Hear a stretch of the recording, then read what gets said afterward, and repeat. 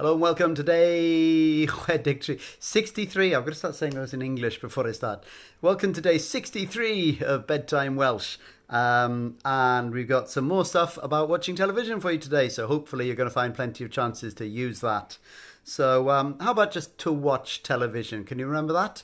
To watch television. Gwylio teledu. Gwylio teledu. Da iawn. How about I want to watch television?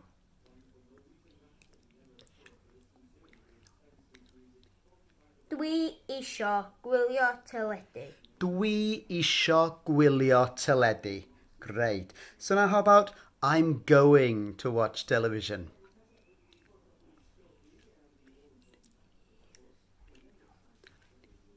Dwi'n mynd I wylio teledu. Da iawn feina. A little bit uncertain there. Dwi'n mynd I wylio teledu. Did we catch you out with that one?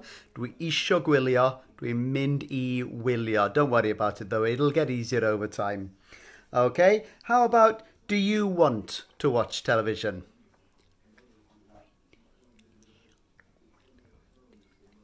Wyt ti isio gwylio teledu? Wyt ti isio gwylio teledu? And then how about are you going to watch television?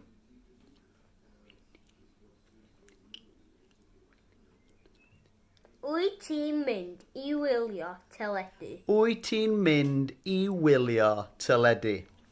And now let's wrap up for today with a monster, a genuine monster that you haven't done for quite a while. Okay? See how much you can give me of do you want to play something interesting today or do you need to work more?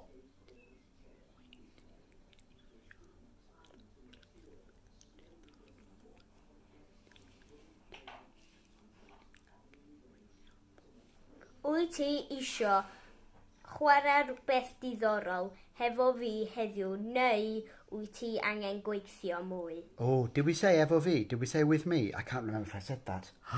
So don't worry if you didn't get that bit. But yes, wyt ti isio chwarae rhywbeth diddorol efo fi heddiw neu wyt ti angen gweithio mwy? Now, however much you got to that one, well done, because it's a genuine monster.